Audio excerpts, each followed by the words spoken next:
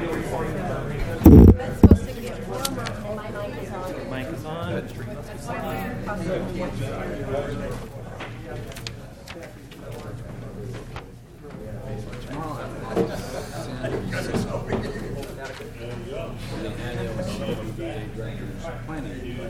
Uh-huh. You had a chance to talk to Ricky. His winter shelter program is supposed to open today.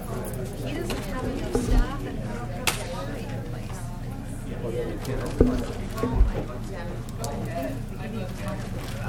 He's trying to make it happen. He's trying to get staff to do it based on overtime. Are we ready? My mic is on. When we get done here, I'll talk. They're pretty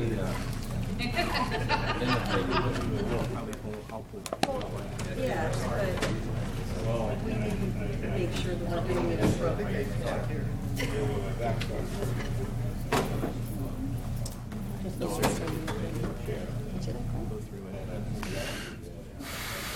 Just go through the whole process of the public comment and then just defer to him and he'll process it. Very good.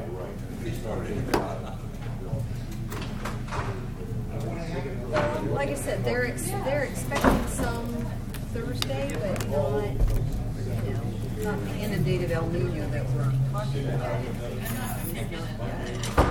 Clerk, are you ready? Okay, thank you, everybody, and welcome to our Board of Supervisors meeting. Sorry for the late start.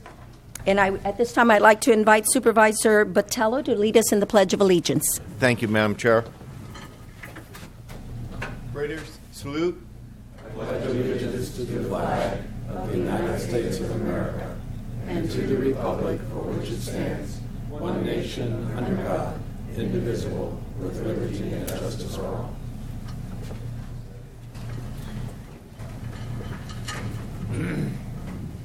Is there a motion to acknowledge certificate of posting?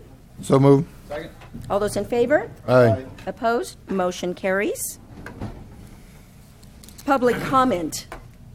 Clerk, do we have any speaker cards? We do not have any cards. Okay, I invite at this time anyone from the public that would like to address the board on items that are not on the agenda. There being none, we'll move on to department head announcements. CAO Espinosa. Thank you, Madam Chair. Yes, we do have one announcement out of our administrative office. We have Sarah Fontanos here to give you an update with regards to San Justo. Good morning, everyone. Just wanted to provide you an update that at the request of the Department of Fish and Wildlife, we've actually been having monthly meetings with the Department of Fish and Wildlife and Bureau of Reclamation and a lot of their technical staff regarding San Justo Reservoir.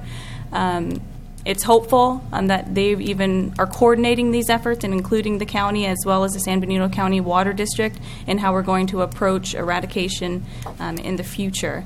I'm hoping that if agreeable with the board that I can bring this item back once NEPA closes, which I've been told is end of January or even early February.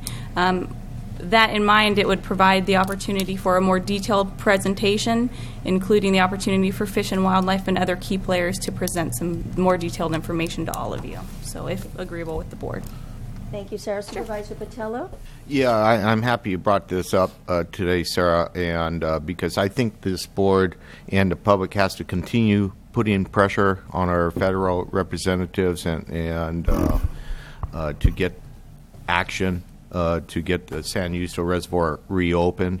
I also would, in that report, when you re-agendize it, if there's anything of a significant difference or comment that pertains to issues of eradicating these zebra mussels, that I don't know what the difference is between the environmental work that the Water District has already completed and the NEBA, the federal work that they just started long after the local Water District did its environmental assessment.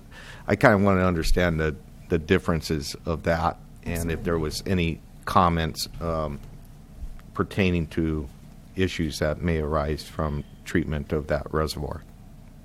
Okay, Supervisor Munzer? Thank you, Madam Chair. Sarah, I just want to thank you for bringing this forward, and thank you for monitoring that and keeping on top of it.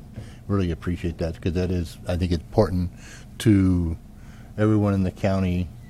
They want to see that reservoir reopen for recreational use. So thank you for your work on that. No problem. And Sarah, will they be here themselves? That's what I'm hoping. Okay. That's why I'm hoping to have it a little later. And once NEPA closes, it provides a little more, so we can provide timelines, et cetera, and provide the explanation that Supervisor Botello is looking for. So you'll invite them Together. to a meeting Correct. and agendize them for Correct. a presentation. If that's fine with you. Any other comments? Okay. Thanks, All right, Sarah. well, thank you so much. The next item we have, or we're requesting from your board, is to be able to hear item number 16 on our agenda. It's a closed session item, and we would like to hear that, if at all possible, at 11 o'clock or thereabouts. We have our representative here, and she has to leave by 12, so I'm hoping we can get that heard Okay. by the board. We will shoot for that. Okay. CAO. Thank you, Madam Chair. The other item is we'd like to actually pull item 3 and 4 on our consent agenda and to hear those two items. There's a couple of corrections that we would like to make known to your board as well as the public. So those are the only items that we have. Okay. Thank you. Thanks. And now we'll move on to board announcements, and we'll start off with Supervisor Botello. None today, thank you, Madam Chair. Okay. Supervisor Rivas. No announcements, Madam Chair. Okay. Supervisor Munzer. Thank you, Madam Chair. I just want to report out that Seminole County Council of Governments had a workshop in which we discussed the sales tax measure, and the COG board directed staff to study and put together a work plan for a half-cent sales tax to be on the June ballot. So I just want to let everybody know we're going forward with that. And also, they had a presentation about the traffic impact fees, and there were many questions by the board. And so the staff will be coming back to us in December meeting to hash that out, come up with a final recommendation, and that should be coming before the different agencies' boards by the first of the year. Okay, good. Good to know. And the only other thing I have on a personal note, number 9 grandchild was born a week before Thanksgiving. And the funny thing was, I was at the Air District meetings and the AMBAG meetings, and nobody would tell me whether it was a boy or girl until I got home. What was it? It was a girl. Okay, congratulations. Thank you. Did you cry? 5 girl. What? Did you cry? Who was the parents? Addie and Mark. Yeah. Okay, well, congratulations to you and your family. That's great news. Thank you. Supervisor Botello, you had another announcement. Yes, I did. First, I better congratulate Supervisor Munzer. He's a great grandfather. Not a great grandfather yet. I was going to say, Please, the oldest is only 10. Yeah, that's kind of weird. You're very good at what you do. there you go. Anyhow, I just want to remind the public that on December 9th, we're going to have a public hearing to discuss and listen to, ideas on our marijuana drafting of that ordinance. And I want to hope that people will come and express their views and what we can or what we, should consider for the new ordinance. Okay. So I just want to remind the public that December 9th, 6 o'clock here, and also I believe it's agendized for the full board as a special meeting because I know the committee would like to hear the thoughts from the board as well. Although the full board may not be here on that day, we will still certainly continue with that because it has been posted and it's been announced. Absolutely, and as we get further along in the process, we'll probably have another opportunity for a special meeting besides the public hearings that would be ordinary supervisor meetings to adopt the ordinance. Thank you. Okay, thank you for that. I have 2 announcements. The first one is I want to congratulate the Downtown Association all those that were involved, Chamber of Commerce, the City of Hollister, for the very successful Lights On celebration that happened on the 28th of November. Again, very successful, very well attended. There had to have been at least 7,000 to 8,000 people there, so it was quite a sight. And the second thing is Supervisor De La Cruz is representing us at CSAC this week in Monterey. The conference is going on as we speak, and he will be there a few days this week, like I said, representing San Benito County. Okay, we'll move on to consent agenda items. Item number 3 and 4 have already been pulled by the CAO. Any of the supervisors want to pull any other agenda items? Number 2. Number 2 And number 6, Madam Chair. and number 6 by Supervisor Botello. Any others? Okay, would anybody from the public like to pull any of the consent agenda items? Okay, it's noted that item number 2, 3, 4, and 6 have been pulled. So I'll entertain a motion for the remaining, which are 1, 5, and 7. So move. Second. Motion and a second. Any further discussion? All those in favor? Aye. Opposed? Motion carries 5-0. Okay, 4-0. item number... Madam Chair. I'm sorry. That's 4-0. 4-0. 4. I keep forgetting. We're always, almost always, all of us are here. 4-0. Item number 2, Supervisor Munzer. Thank you, Madam Chair. I just have a few questions. I don't know who. Jim? Okay. I'll start. All right.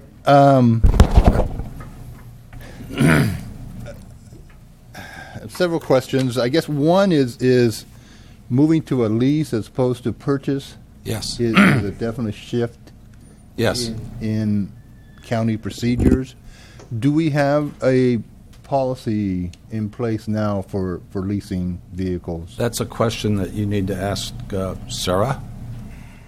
Oh. I understand the policy's not yet in place, but the reason we're asking the board to move forward at this point in time is because we need to make a decision about leasing by December the 10th in order to, take advantage of the offers that we have right now.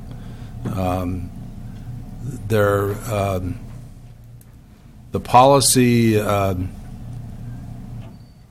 going to ask Sarah to talk about the policy because she's the one that's been doing most of the work on this. Good morning again. So yes, 6 leases are in front of you today for 6 Chevy Impalas, and the offers are on the table because the factory order date is 12/10. Currently, we do not have a leasing policy. However, I kind of want to explain to you why this is in front of you and how we got here today. And in all honesty, Jim's cry was kind of the final shrieking cry of something that I've been working on and hearing about since January. Multiple departments have asked me about if leasing is a possibility and whether or not we have a policy. At the same time, I actually was in conversations probably during budget time with our budget analyst, Melinda Casillas, about how we can't always provide the requests of the departments for purchasing vehicles because we don't have the cash flow available for the amount that they're requesting. At the same time, actually, Linda McElroy and Hank Brown also approached me with a draft policy they had for maintenance and replacement of their types of equipment and vehicles.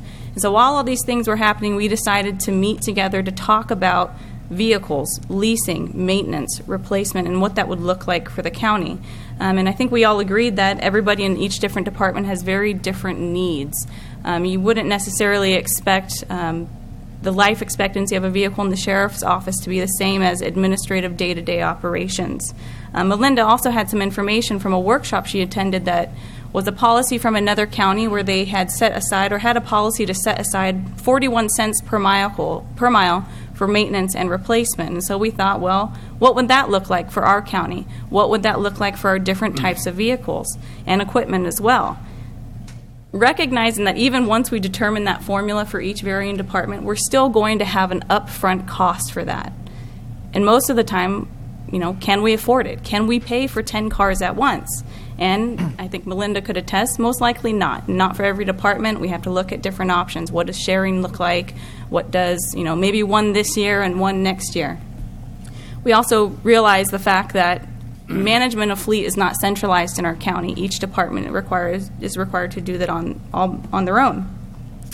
So along came Fleet Management from Enterprise with their program benefits, which provided us a semi-management, meaning that maintenance, regular maintenance, is already included in a leasing payment, but we're still required to make sure that we're taking it in for the oil change. But at least staff is no longer in the event of an accident or in the event of an oil change. I mean, I will be very honest, I don't have much education in the area of cars, and it makes me nervous to start talking about what a vehicle needs. So it removes the stress from the employee in that the mechanic is speaking to an Enterprise mechanic in regards to what happens for the vehicle.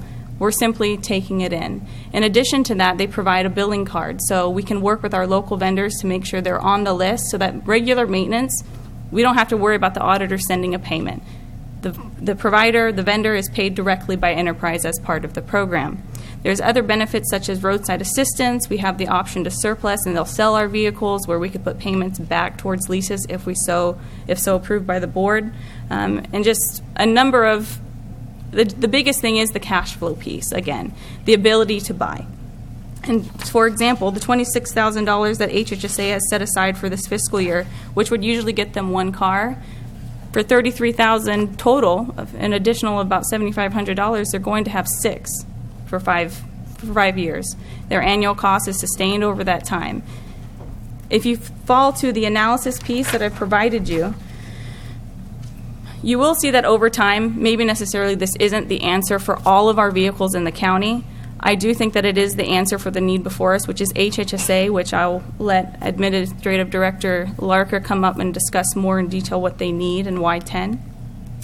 But over time, and at least for them, I think this is the answer today. While we are working towards a leasing policy that says what you should be looking at in the analysis and determining the lease, as well as, because leasing is not the option for all, what does a maintenance and replacement policy look like for the other departments? So if I could invite Ms. Larker up to present or talk about her inventory and why she's discussed the 10, why the Chevy Impalas, she's here, unless you have additional questions for me. We go ahead. Do we have questions from Sarah at this time? Go ahead, Chair. Or of Sarah? Yeah, it's a little bit more complex than what, just on the surface. And that's what you touched on, it, an area that I'm concerned with as far as it makes a lot of sense, leasing, where you get 6 vehicles for, about a little bit more than the cost of one, and we probably do need that. But servicing that expense through the department each year is a concern. I don't know what our past record it has been purchasing vehicles for Health and Human Services year in, year out, but have we been purchasing one per year, or is this kind of a abbreviation? Well, I think there's 2 things that actually there's 3 things that factored into us asking for the county administrator's office to look at this as an option. One is when we looked at our fleet, and Cindy can talk about that in a minute, for a number of reasons, we have a lot of aging cars, a lot of cars that are just not quite safe, and for us to go out and replace at least what we think we need right now would cost us about $130,000. The second is, at least in the analysis that Sarah's done from my perspective, over a period of time, leasing will actually cost us less than purchasing, because one of the things that you're avoiding is that immediate depreciation on the vehicles once you drive them off the lot. That's a fairly significant number when you're talking about 6 to 10 vehicles. And third is, I think it gives us an opportunity to better manage our fleet, because now what we will do is we'll plan in our annual budget to turn over about 20% a year, because we look at these as 5-year leases. So if we're doing that, then we are accounting for that in our budget. And if over that period of time, if we were to turn over, another 10 cars, for example, that cost of just replacing those cars would be in the neighborhood of 10 times 30, $300,000. So one way or the other, we're going to have to budget this money. we think budgeting it on an annual basis with a lease program gives us the most flexibility and will keep our fleet up to date and will actually, over the long haul, save us money. And I'll have Cindy come up and talk about it. I don't disagree with that assessment at all. I think it's a good idea. I just hope that we're, in our long-term budget, we'll be recognizing that. I know that's one of the things. It sounds like Jim has a plan to recognize that cost. Well, it's either buy cars or lease cars, and in our analysis, leasing cars is less expensive, so it's easier to budget for over a longer period of time. Yeah. Supervisor Munzer, you had a question of Jim? No, not of Okay. Jim. Cindy? Supervisor Reeves, no. Okay. Good morning. I've been asked to give you some data in regards to our fleet as it exists today. We currently have 16 vehicles at Health and Human Services, 4 of which are minivan type vehicles that are used for transport of family, children and clients and that sort of thing, so they're higher capacity vehicles. We have 3 that are currently listed as a proposed to surplus because of their high age and their high mileage. We have a 1996 Olds Cutlass that's got 98,000 miles on it, a 2000 Ford Taurus with 110,000 miles, and a 1999 Dodge Caravan with 137,000 miles. Those are the 3 right now that most everybody says we don't want to drive. We have maintained them to the best of our ability. They're just, they're old. That leaves us with 8 different sedans, 6 of which are reserved for our children's and adult protective services. These sedans are used on a daily basis to visit our family and clients out in the community by our social workers and our eligibility workers.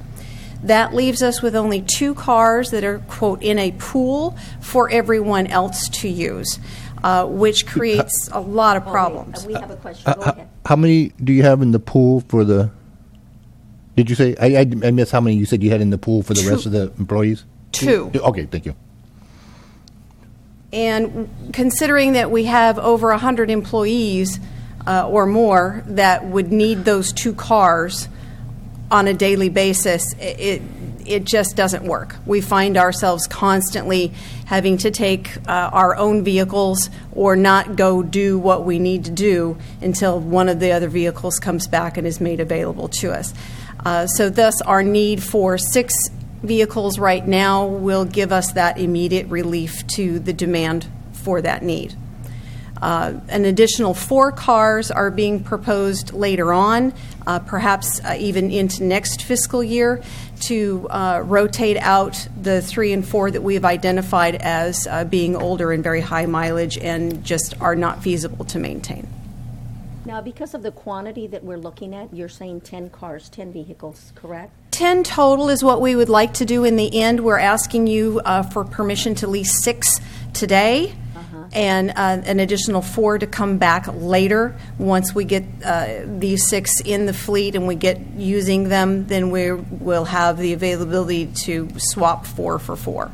And quantity makes a difference in the deal, so to speak, that they're offering us at this time, because we are. Does it make a difference, Sarah? That part, Sarah would know. The quantity does, as well as if it's factory ordered versus we need this car now, it's ready in the dealership, because you're dealing then with you have a car sitting in a dealership and they have the opportunity to sell it somewhere else, so those prices were a little bit higher. So we are saving a little bit in the fact that we're factory ordering and because of the quantity. Okay. And I know that in most cases, purchasing has always been more advantageous. But in looking at what you presented to us, it looks like leasing in this case for this department appears to be the way to go. So you've done your homework, and it looks like it is advantageous. Yeah, and let me add that we're going to be working through Enterprise, but Enterprise works with local dealers. Okay. So these cars will come, as much as possible from local dealers. Enterprise will be happy to work with them and work with our local dealers on whatever we're doing here. Okay. Now I see Shirley. Shirley, are you Did you work on this? No. Okay, I wanted to make sure that maybe council had some information for Madam us. Chair, yeah, Barbara did actually work Barbara, on that. okay. And Supervisor Munzer, do you have a I question? still have some more questions, so. Okay. So when. Go ahead, Barbara. Oh, no, I reviewed all the legal agreements, the addendums to the equity agreement and the maintenance agreement, and they were all satisfactory Okay. with us. And that's what I wanted to hear, Yes. that council had reviewed Yes. them, and I knew that you Yes. had, but I just, want Yes. the public to know that that is a process that we wouldn't move forward without council. Yes, and there is a non-appropriations clause in the contract in case there was unforeseen budget difficulties. Okay, very good. Okay. Of the three presented, I'm not sure who to ask this question. They all stand Because here. my main concern is going out and purchasing these cars, and I had a question of whether you needed them today, basically, and it sounds like you, in theory, you do. So the other, and what I was concerned about was, do we need to get the policy in place first before we actually go out and lease? Yeah. But it sounds like you need the cars today. So I guess my concern, and one of the other concerns I had was, usually on a lease, you only have so many miles that you can drive the car, and if you It's- go over that mileage, you get penalized. Yeah. But the history of what it sounds like on your older cars, Right. that's not going to be an issue. No, we looked at that, and the most mileage that we put on cars is more than likely, like going to Sacramento and stuff like that. You'd have to run up a lot of trips to Sacramento to get to 12,000 miles a year. Yeah. Okay. Yeah. Then the only other question I have at this point is, if routine maintenance is going to be part of the lease, Yes. and be required by the leasee, or who is going to be responsible that the cars get in and get their That'll be handled in Cindy's shop, okay. and we'll do the fleet management process through Cindy's shop. Okay, so Yeah. that's been determined Yes, yeah, already. we've That's- already- somebody will be responsible. absolutely. That the cars get in for Yes. their routine maintenance. Okay. I think that's all the questions I have at this. Any other questions before I invite the public? Okay, anybody from the public like to comment or questions on this item? Okay, I'll bring it back for a decision.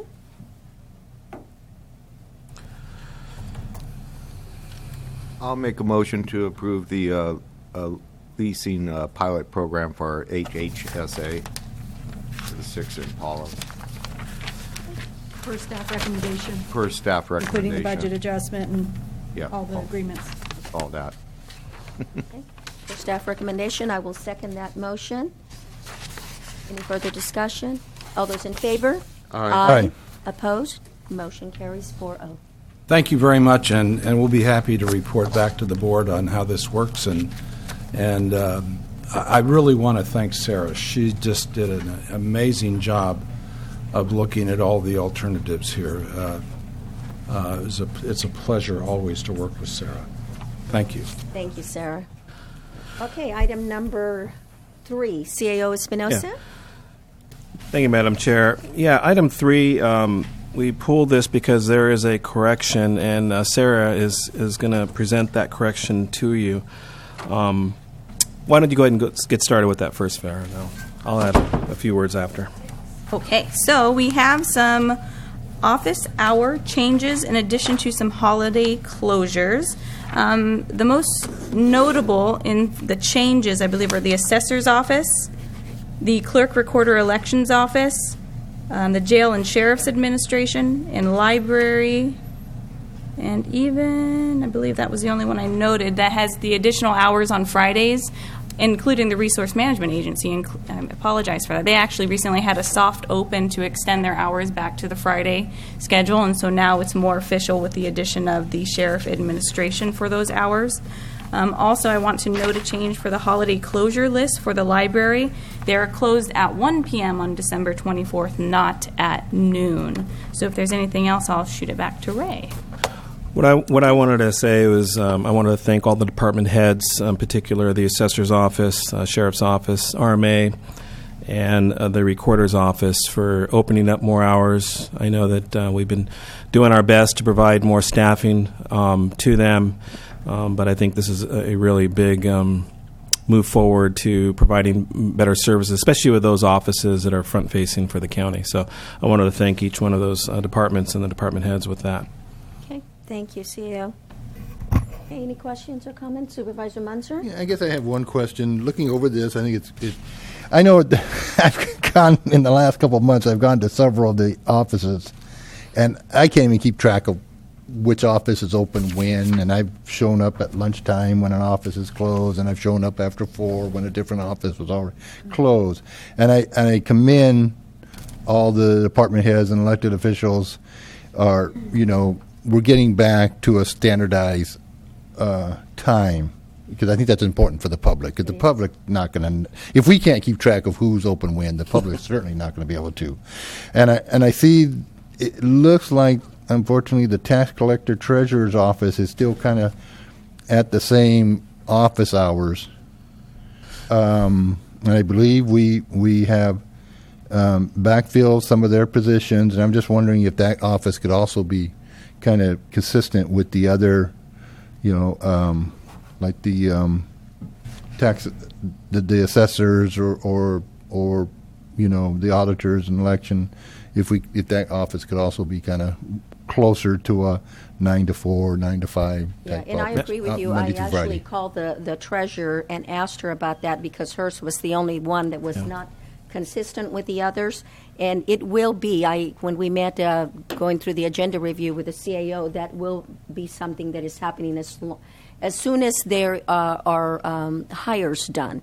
They're not, even though she has been approved for positions right now, I believe she has 2 temporary, and it's difficult to, through the training and having people that are not there full-time or permanent, it's difficult to do that. But that is the plan. CAO Espinosa?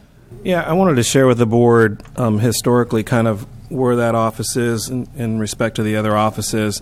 Back in 2006 and 2007, the tax collector treasurer's office was at 6 FTEs, along with 2011, 2012, 6, and 13, 13 as well, 5.5 and 6 the latter year. So the normal business hours for the tax collector treasurer's office has been 45 hours a week, open Monday through Friday, 8 to 5, with a staffing of 6. Currently, she has 4 FTEs and 2, as the chair mentioned, part-time employees. So I think once those 2 positions are filled, I definitely would like to come back to your board and get those hours back to 45 hours a week. Thank you. Okay, does that answer your question? All right, any other comments? And a minor typo, or clerical, it's showing in red line on Exhibit B, but when the final resolution's printed out, that red line will disappear. Okay, very good. I guess my only other comment would be, maybe can we have a report, say February, March, and see where the tax collector treasurer is in hiring those 2 positions? If they have not been hired yet and the hours adjusted, so maybe we can have update on it. Thank you. Thank you, Madam CAO Chair. will put it on the calendar for some sort of update on what's going on with that department. Okay. Anyone from the public comment on item number 3? Okay.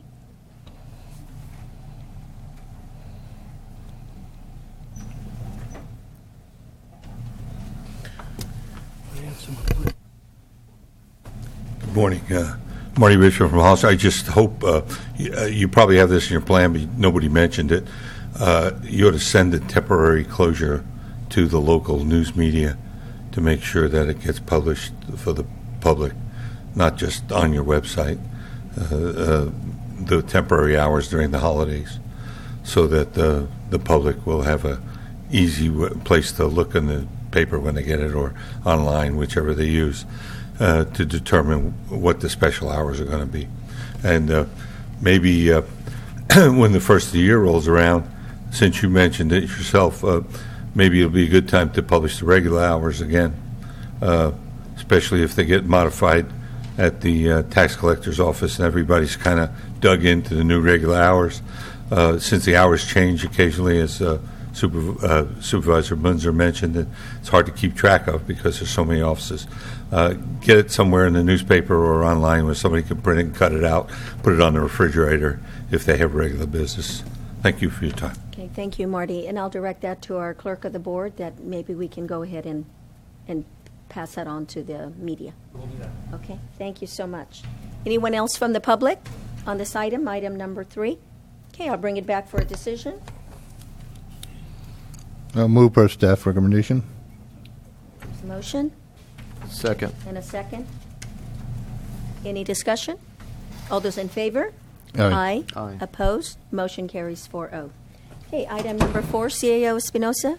Thank you, Madam Chair. Yes, there is one slight correction out of our RMA office. We have Brent Barnes here to present that change to your board and the public.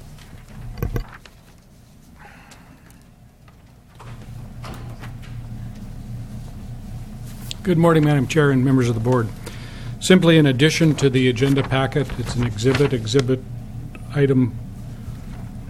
I guess we don't have an exhibit number on it. It's an aerial view of the migrant camp area showing the sewer line to be cleaned, and in blue, the sewer line to be replaced.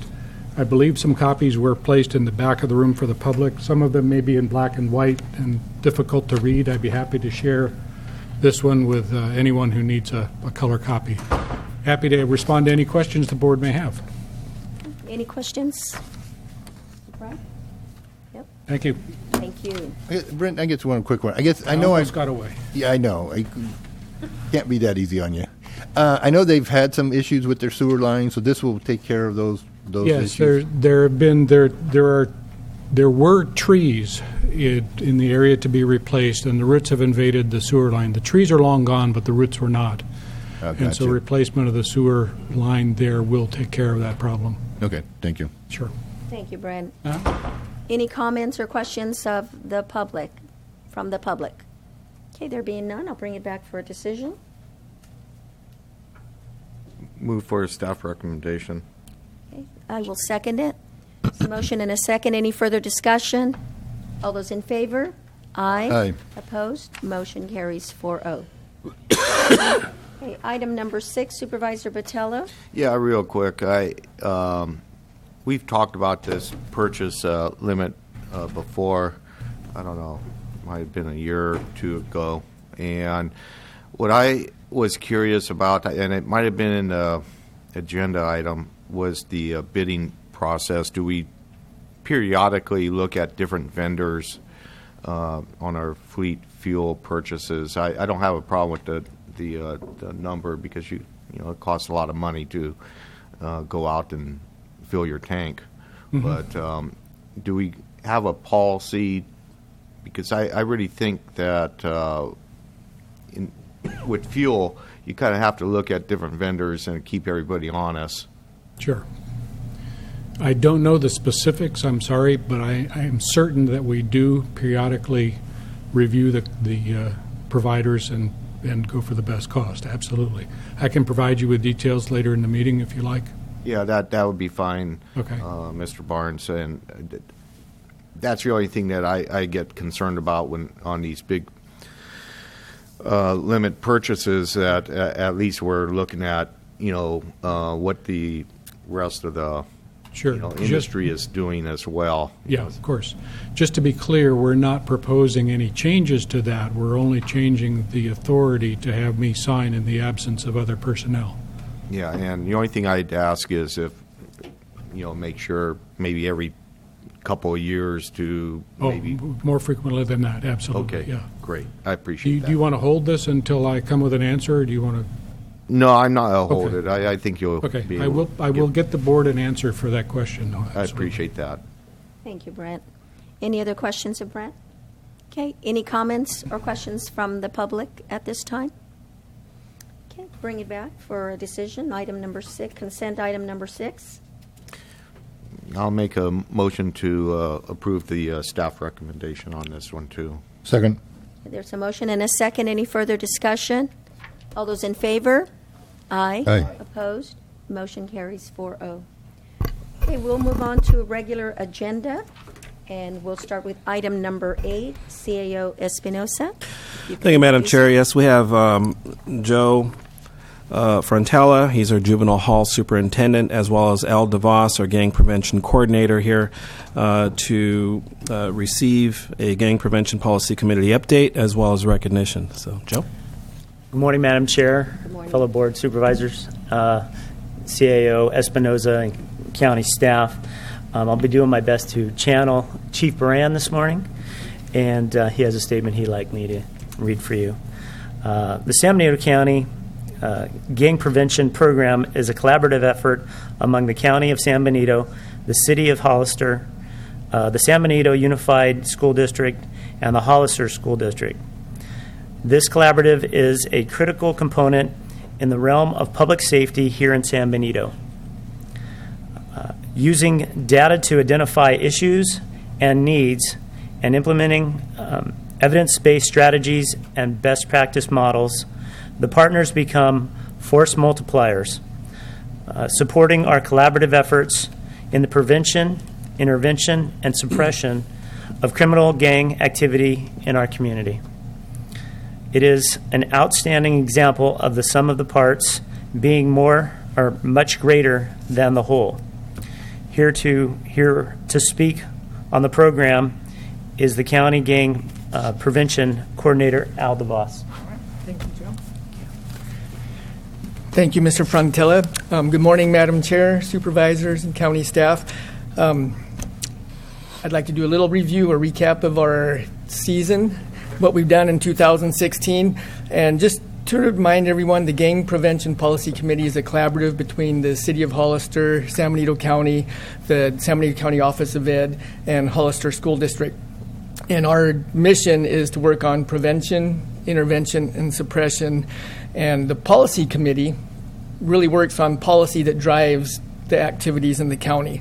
So we've just come up with our 2016 strategic priorities for the committee. We've had some new policy committee members, so it's been a long process getting everybody up to speed and understanding. And that's the power of this group, because we have school representatives working with youth and students versus city and county and other people that have broader areas. So it brings everyone together to share information and rationale behind domains. So our first priority area is to strengthen families. That's a policy area we know that works in gang prevention on the broad scale. And that includes the relationships, the stability of families, their financial security, all the supports and safety nets we have in the community. The approach we're adopting is to promote the qualities or the standards of quality for family strengthening support. And really it's a continuous quality improvement process that any agency that serves families or department that serves families can use to judge how they're serving their families now and what steps they can do to improve how they're engaging and supporting their families. Our second strategic priority centers around school safety and violence, because we know that education, not just for gangs, but for criminality and success in life, it's really key. By keeping kids engaged in their education, we're helping them pave the way so they have choices in their life later on, good choices. What we're working on is supporting the GREAT, which is gang resistance education and training, having highly trained school resource officers at our schools and highly trained staff at our schools. We have 3 SROs right now in Hollister, which is something we haven't had for many years, and that's largely a result of some of the work from our office that's helped that. And then also, we're encouraging schools to start using the California Healthy Kids surveys. Right now, San Benito High School and the Office of Ed are the two that do that. A lot of our elementary schools stopped that a few years back, but it's important for us to gather data on how kids feel and are doing and what they're experiencing at school. And our final area, which ties in with some of the discussions that are going on in this committee with the library and the city, is really around improving literacy and academic success. And last year we had a meeting, a convening of several important people across the community that were decision makers at St. Francis Retreat around establishing a Literary Collaborative. Since then, we've been working on that in the background. We've received support and grant funding from the Packard Foundation. Fact-finding for that process is underway, so in the next coming year, we'll be ramping up that whole project forward. So that's a long-term project. We're moving ahead. So a few of our highlights from the policy committee this year. So we really launched a partnership municipal nonprofit partnership with the Police Activities League, which is a nonprofit I started in this community when I first came here with the city of Hollister. Through that, we brought the USTA HITS program. Through that, the city stepped up and they resurfaced the Dunn Park and renovated the Dunn Park community. So community restoration is a wonderful byproduct of that. We have the United States Tennis Association now working with our juvenile hall superintendent to develop a special program, which will probably be the only one in the nation where they're doing a tennis program for youth in the juvenile hall. So recently we had a judge from Utah that's heavily involved with the USTA come out and visit our juvenile hall, speak to the kids. It was powerful. As I mentioned, we have 3 active school resource officers in the schools. This year we launched the Junior Giants program through PAL, which that brought about a lot of improvements at Dunn Park. All the fences, the fields, and everything. It's awesome. We received a grant through the Junior Giants Community Fund in partnership with Friends of the Library. So they were able to buy a lot of books. They had their bookmobile out there every Saturday. And, why we like the Junior Giants is because it's not just Little League, it's about youth development. And one of their incentives they have is called Read Around the Bases. So if kids read a certain amount every week, or if they're read to for the younger kids, they get incentives. If every kid on the team reads to the home plate, they get a chance to go up to AT&T Park, and they get to play on the field, they get to hit the balls, they get a tour of the locker rooms and everything. Our big success is that we had 100% of every one of those kids in our program made it to home plate. Wow. And that's huge, because we know that when kids are reading in the summer, that they go back to school and they avoid that summer dip. So we partnered also with the Friends of the Library, and as a result of the Junior Giants, they had their largest turnout for their summer reading program. So it's a wonderful partnership working across it. We had 540 youth and 197 adult volunteers. And to me, that's the real power, is we're recruiting volunteers, people who've never coached, haven't done things in other leagues, but they're willing to work with kids. They're getting training, they have structure, and they're putting in their own time to provide things for our youth in the community, and that's just weaving the fabric of our community together to make it a stronger safety net. We just recently had our second training in the quality standards for family strengthening. We had about 35 people from local agencies here, nonprofits. As I said, we have funding from the Packard Foundation now for the Literacy Collaborative. It's the 6th year of the Gang Prevention Policy Committee. So September, it was 6 years that we started this collaborative, and we've done some amazing things. It's not on here, but in that time, we've administered over $3.2 million in grants that we've brought to this community. Those were matching grants, so it was really a little bit over $1.7 million that we took in grant funding to bring here for things like suppression and paying for gang officers or intervention services or prevention services. And for me, the big one is we adopted our strategic plan. And what I'd like to show here is just something that's powerful, I think. It's not conclusive, but it's indicative of what happened when we started doing our violence prevention programs in the schools and our gang resistance education training in the schools. And this is data from the California Healthy Kids Surveys. It's from San Benito High School, and it's Healthy Kids does cohorts of kids. So we have 9th graders, 11th graders, and the NT, that's Santa Ana, San Andreas. So if you look here in 2009, 2010, these are self-reports of student involvement in gang activity. So they ask them, do you consider yourself to be a gang member? So here we have the blue line, that's Santa Ana, San Andreas. The purple line, that's the 11th graders, and the lighter colored line, that's our 9th graders. So we'd expect as we start doing the GREAT program in middle school and 6th graders that there's going to be an impact that we'll start seeing with 9th graders. When we look at the graphs for 9th graders, you can see that there's a definite difference from year to year as we go ahead, which to me shows that a lot of our efforts and the messaging and sending out the things about gangs not being for me works. And that's the important thing with kids, is setting our expectations for them as a community and following through as well as supporting them. So to me, this is really powerful, good news. So non-traditional school, 16% down to about 7% that self-report. That's still more than we want, but we're moving in the right direction. Oh, excuse me. So I'd like to now just recognize a couple of the people that helped make this effort possible. they come to our policy committee meetings, we have management committee meetings, and they do some other things. So if I could get Supervisor Rivas, and if I could get also Jaime de la Cruz is a recipient of a certificate. And I just want to say that on the certificate, it recognizes them for participating in our policy committee, but I have a picture of the graph that we have here. And Mr. Espinosa is on our management committee. Would you mind coming up, Ray? And Chief Baran, to accept for him, we have Joe Crontella. So, Mr. Rivas, thank you very much for your help. Thank you for all of your support and help on behalf. Thank you, sir. Thank you, Joe.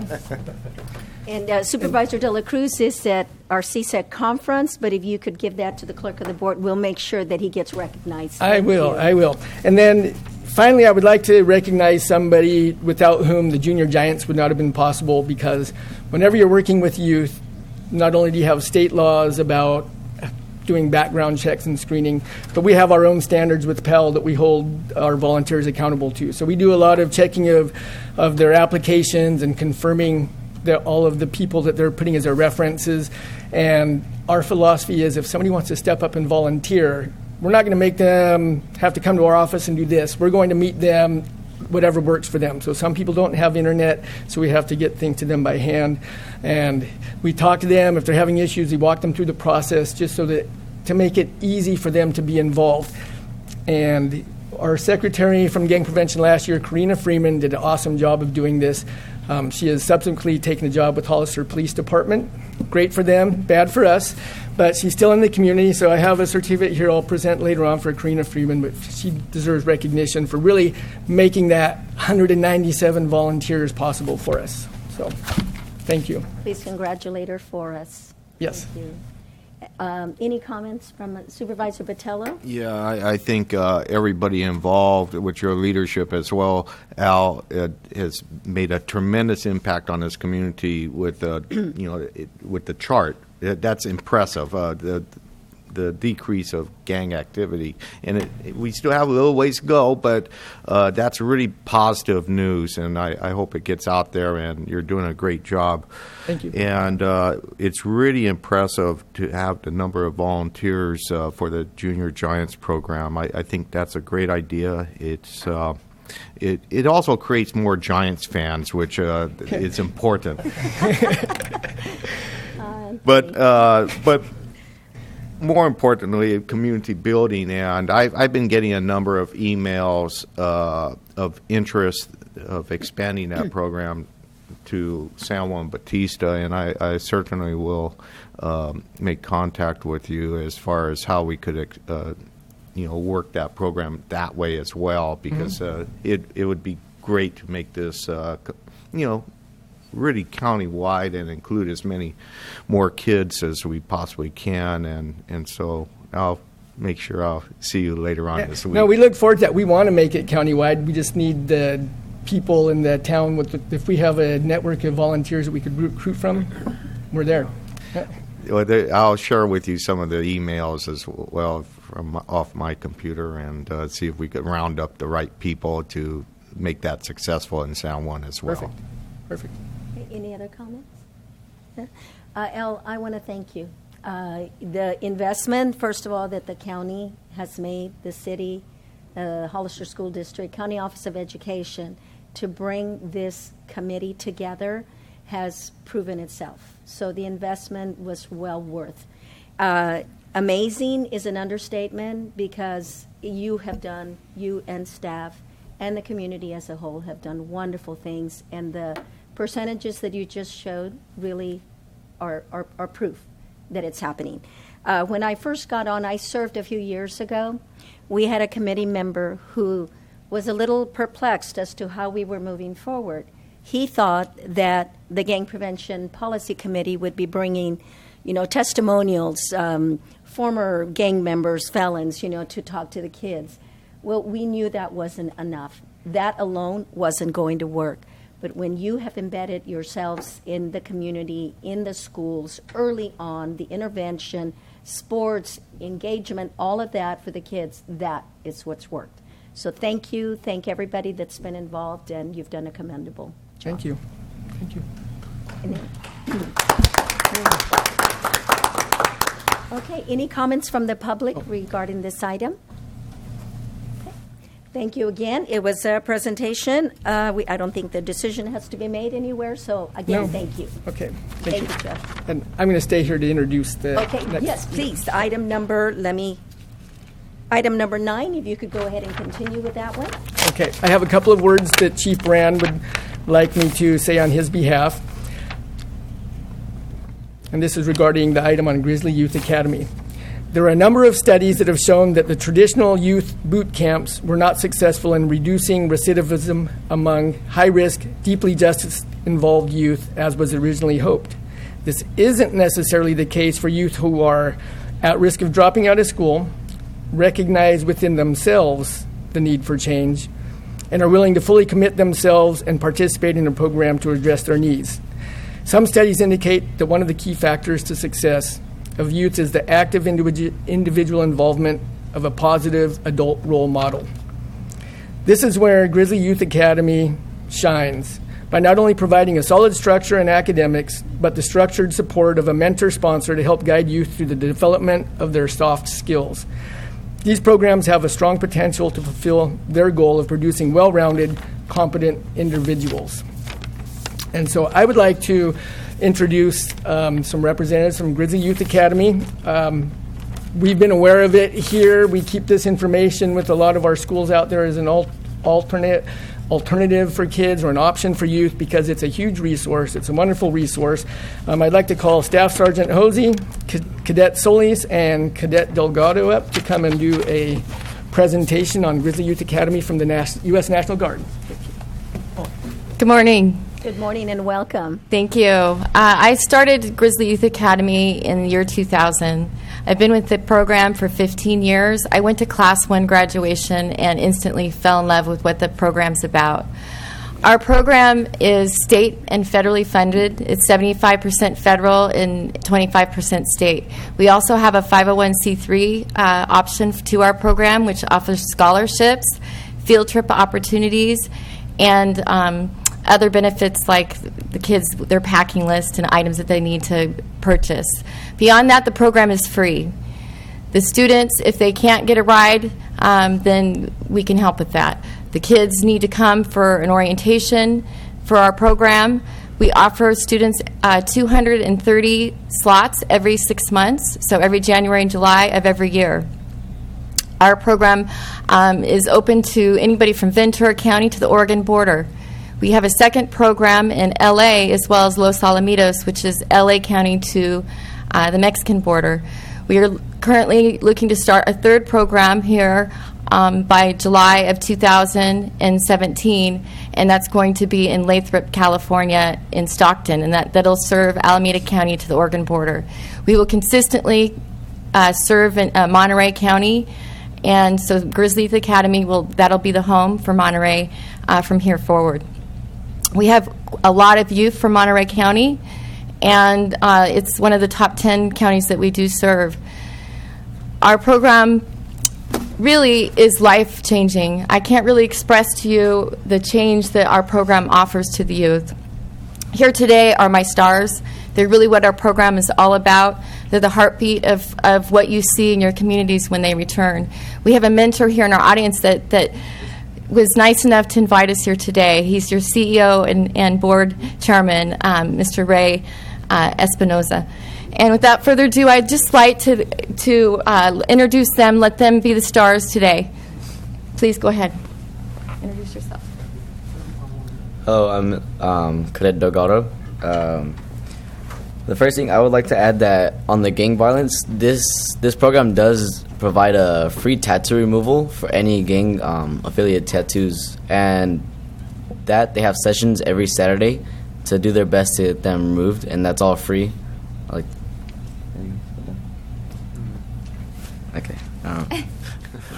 So this Grizzly Youth Academy, it helps you focus. Your name? Okay. My name is Andres Delgado, and I came from Salinas High School. And before coming to Grizzly Youth Academy, my GPA was an average of 2.0, and here at Grizzly, I now have a 4.0, and all my grades are locked in.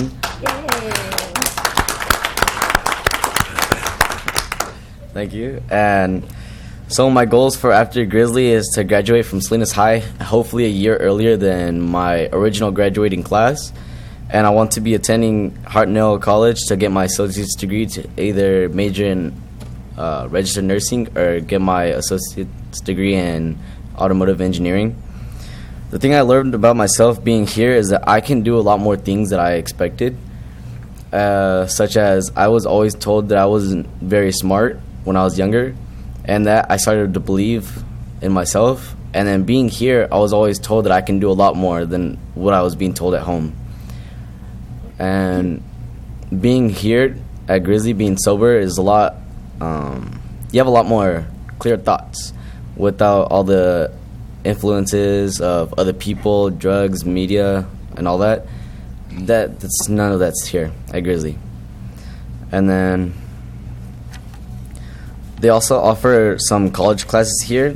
I will be leaving Grizzly Youth Academy with 65 high school credits and 2 college units because I took Get Focused, Stay Focused at Cuesta College, also Office Procedures, and I am now taking customer service classes. And that's helping me with my job shadowing because I work in a bakery in downtown San Luis Obispo. So that also gives me an opportunity to give me work experience and put it in my resume. And I already have my resume typed up, and I need to update it. Okay, so the mentors are actually the reasons why we stay inside Grizzly. They help you continue to go out through the program, letting you know that you can keep going. And the mentors actually help even after. And what the academy has post-residential is they keep track of you a year after to make sure that you're doing the right things. They follow you if you're working, you're going to school, or if you're traveling or in service. And the mentors, we keep communication with the mentors, so they keep track with our map, my action plans, to see if we're following that. And our my action plans was what we had planned for the future. Like my plan was to graduate a year early and go to Hartnell College, and then working as well. And I would be confirming that with Bray that I'm doing that, and he would talk to our case managers. And my case manager is Sergeant Bernal, but Sergeant Hosey's a different case manager. Mentor coordinator. All right, mentor coordinators. Yeah. Good morning, everyone. My name is Cadet Solis, and I come from Ventura County, which is a few hours past. But yeah, so like I just want to say how Grizzly Youth Academy has changed my life in a whole nother direction. It's just such a great program. Before coming to Grizzly Youth Academy, before making that change, my GPA was far below any average. You know, it was a 0.2, 0.5, you know, in that range, which is really, really bad. And so I didn't really think like I was going to be able to make it without there, but coming to Grizzly Youth Academy gave me potential, and now I have a 4.0, and which is great helping me out. And thank you. And also, with that being said, there are many programs that help cadets that join. Like there is a program called AVP, which is Alternative Violence Program, which also gives you other alternatives to deal with stress or bad situations out there in life, you know. And also, there is many other programs like Drill Team, which I'm currently on, which I would have never thought in my whole life I'd be able to flip a rifle, you know. And so they teach you that too. So I'm thankful to be on that. So there's just a lot of many things you can do here, you know. It's not like they just, like how to say, they guide you through life, you know. They give you the steps and things you need to be successful in life. And I feel like if any person would want to join, I think they should and give it a shot, because it will honestly change your life around more than you expect it to be. And you know, it guided me in whole nother directions. Like before coming to Grizzly, I didn't know what I wanted to do. My mind was all over the place. I'm not, you know, but it gave me a step, and now hopefully I'm able to join the Marines. I kind of want to join the military now. So it gives me a lot of more ideas to do things in life. It doesn't keep you locked into one. It gives you more ideas, you know. And so, like I wanted to say, also Grizzly Youth Academy, every weekend, every Saturday or Sunday, whenever we have time, we have platoons that go out and give out to the community. So we do community service as much as we can. We like to give out to the community. And, you know, just things like that. Go help out pick up the trash on the beach or help out with any organizations. And so we give out $164 million worth within 8.5 million hours of community service to the society. And for every dollar given to Grizzly Youth Academy, we give back $2.66 to the society. So, which is, you know, kind of a big deal, you know. And so, also, I wanted to say that 90% of the graduates from Grizzly Youth Academy go on to college, or they join the military services, which is more than you would get from people dropping out of high school or not even joining this program. And so there's a lot of many things you can do while you're here. You know, it's not like, you know, a bunch of things. You know, you do many other things. Like we have a PT test, you know, from the first few weeks you're in, you test your abilities on push-ups, running, sit-ups, and all that stuff. And then through the program, we have a second one to see how much you've improved. And then we have a third one. And so before me coming, I wasn't able to do 20 push-ups. You know, I was struggling on my 15th one, you know, like, but now, like, my last PT test, I reached, like, 90-some push-ups straight. So the program really does help you a lot. You get your exercise. You're well fit for anything. Also with my mile was 710. My last PT test was 555. Like, it helps you improve on a lot of many things, and you get courage to do things you've never wanted to. And that's what I love about this program, how it changes your life a way you'd never expect it to. And so, also, I wanted to say that 45% of the cadets that graduate also start working, which is a great program because we have a thing called job shadowing, and you fill out a form and you're selected if you have caught up on credits enough, and you get chosen to go work out and give to the community. We don't get paid. It's all voluntarily, so we work for free, which also can help us out on our resumes, and they can even write us a letter of recommendation, you know.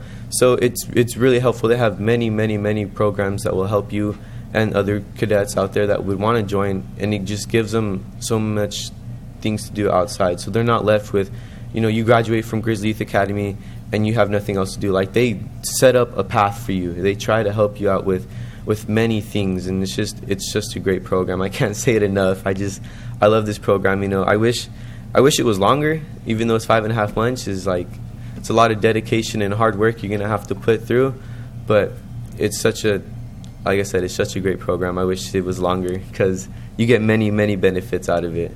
So, I mean, that's all I got to say. Is there anything else you guys want to add?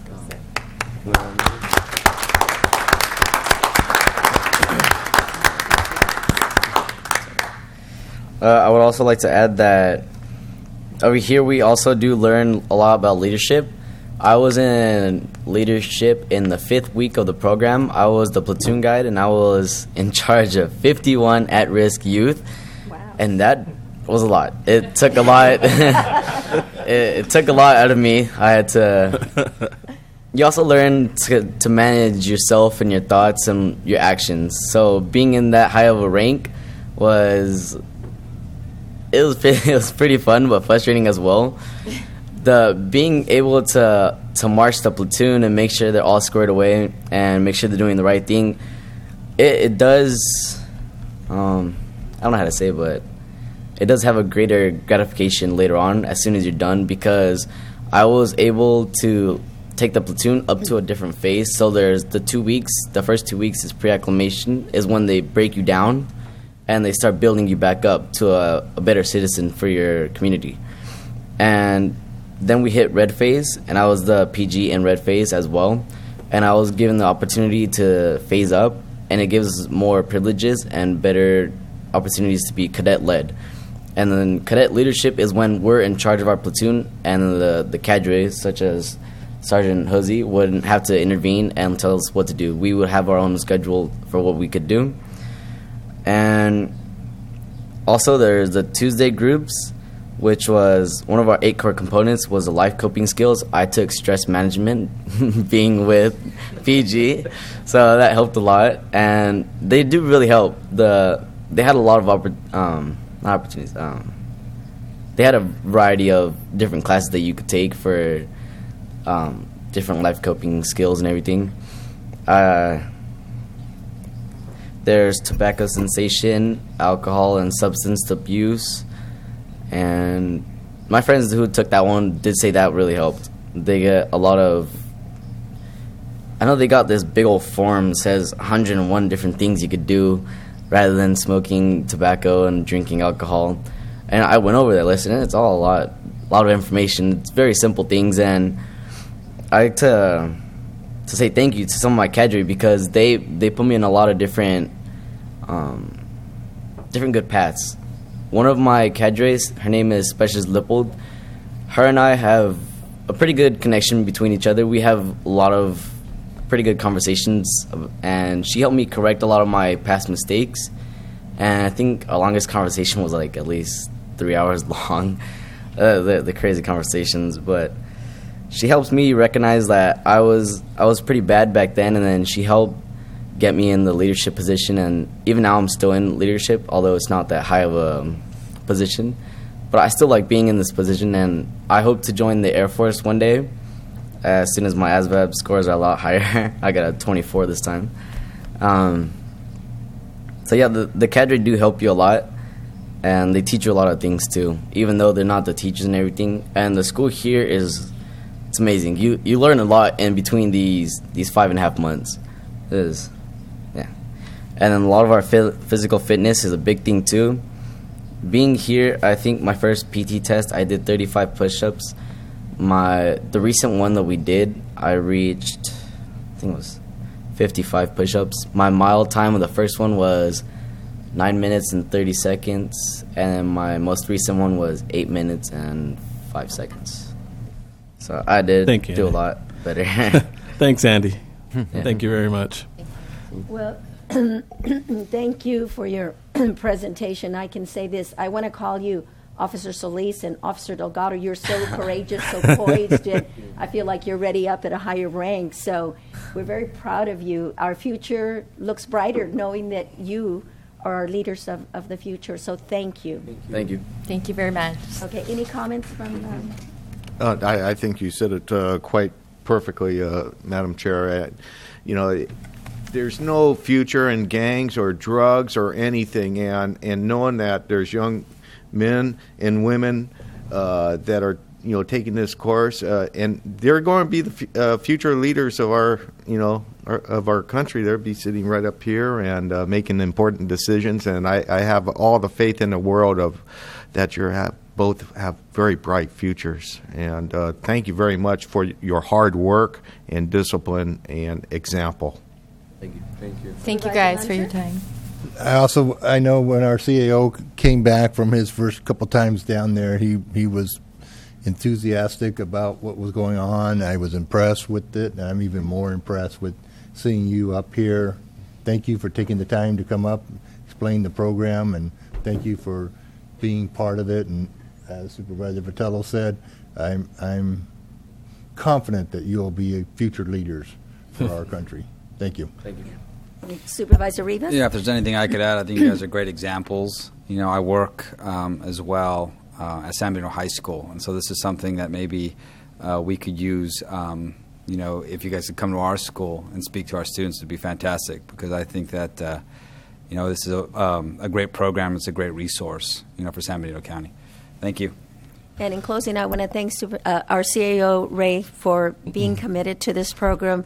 Are you one of the mentors? I am. I of? wanted to say a couple so words. So thank you for your investment, because I know that you have a lot to do for the county, but yet you take your personal time to work with them. That's commendable. Thank you. Yeah. I just wanted to say a few words. This is really an amazing program. It's in San Luis Obispo is where it's at. And 5.5 months, these cadets are stationed there. They do not talk with their parents. They're there, and they're working hard on rehabilitating themselves, working with each other, and changing their lives. So I really it's a fantastic program. I want to thank staff as well, the sergeants and the different staff members that are there running the program, and the many mentors that are there as well. So I actually gone to a training class, and you go through a whole program down in San Luis Obispo, and there are quite a few people that are there to support the cadets, and I think it's really important. And I really encourage, whoever can do this. It's a big commitment because it is on the weekends, once a month, about there or so, to go down and to spend some time. But I think it's really important for the youth and also for our community. So I think it's a great thing. I want to thank Cadet Delgado. He's been great. He's just a great person, and really, look forward to working with him over the next year, because we're still not quite. He's almost done. In December, I think you're going to graduate, right? December time frame. And then at that point, he's going to go back home, and then I'm going to be working with him during the month each month for 12 months. I'll have to spend some time with him. I think it's about 4 hours a month. I think thereabouts, and continue to work with them. So I think it's a great program. So. And I'm assuming that Cadet Solis will have a mentor also that will follow your path, that'll give you a path to follow. So congratulations to both of you. Thank you. Thank you very much for your time. Thank you. Wow. We can't top that with anything else that's coming. Okay, item number 10, CAO Espinosa. Thank you. Thank you, Madam Chair. This item is a request of your board to approve out-of-state travel for Supervisor Munzer on December 8th or through December 8th through the 10th of 2015 to Washington, D.C. to support H.R. 1838. And we encourage your board to approve this to give support for this particular item. I don't know if Supervisor Munzer would like to add anything further to that. Okay. Supervisor Munzer? Thank you, Madam Chair. I received a phone call last week, actually a couple of them, to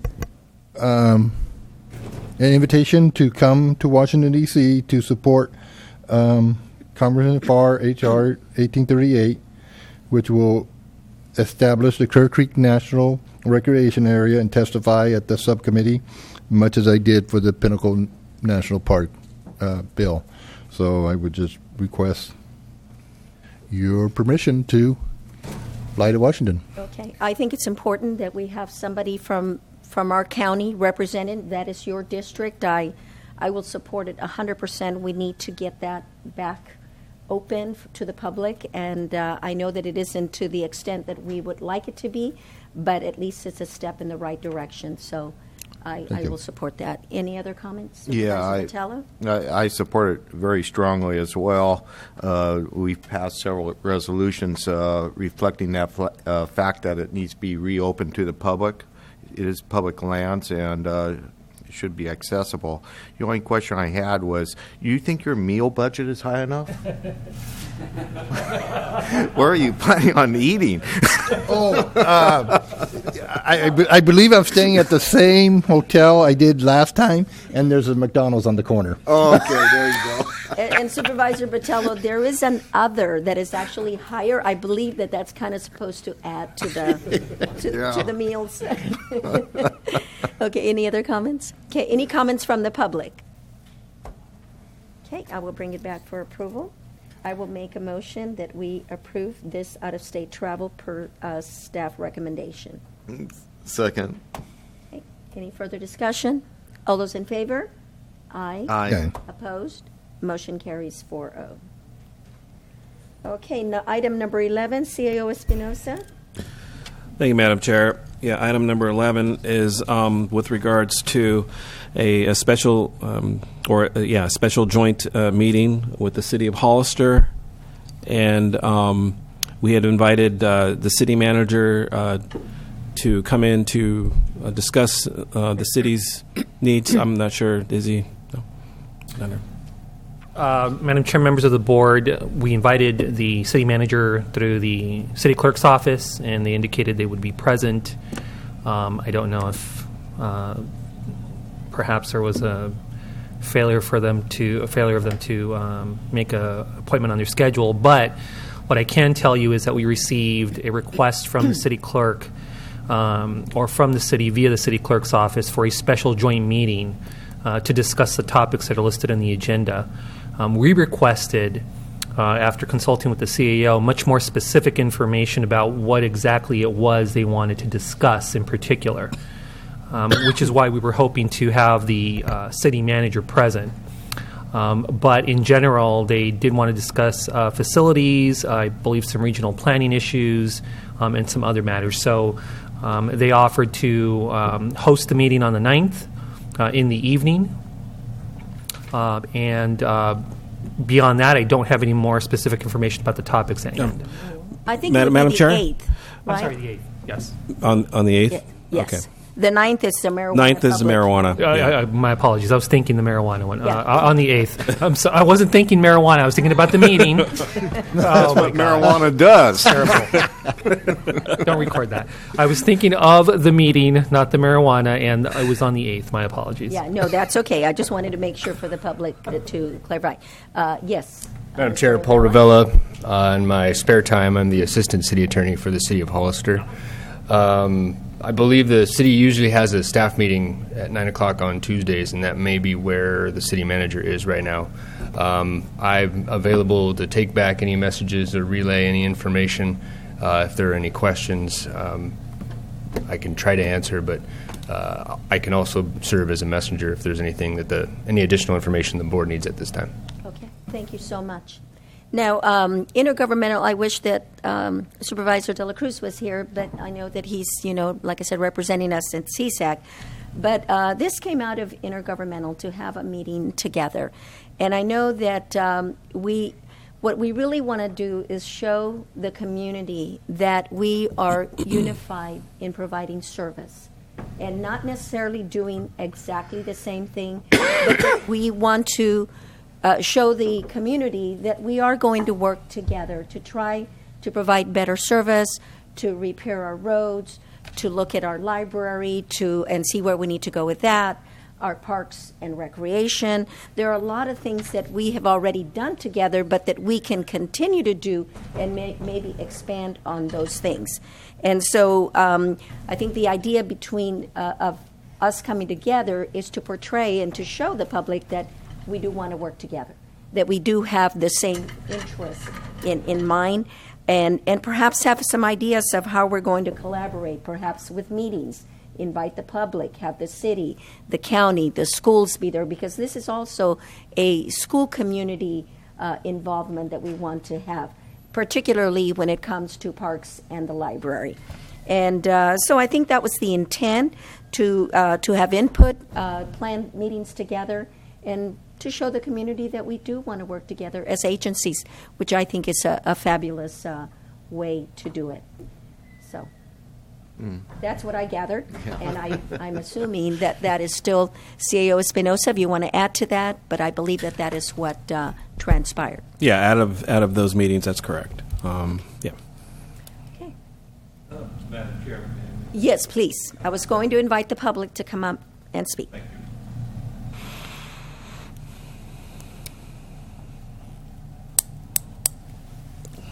Thank you, Madam Chair. I'm Marty Richmond from Hollister. I'd like to add a few items to your list. Those are the ones, of course, that will catch the public's attention, and rightly so, the library and facilities. And there was all kinds of talks about using the baseball fields last night because that's up for grabs. And I would like to see high-level agreements. And I mentioned, like last night, they were talking about the fact they have MOUs with all the schools, and I would like to see, I would like to just see a master MOU with the Hollister School District rather than with every school in the Hollister School District. Doesn't make any sense to me to have all these MOUs. So you go out to one field, you pay $5 for using the turf. You go out to another one, you pay $3. It doesn't make any sense.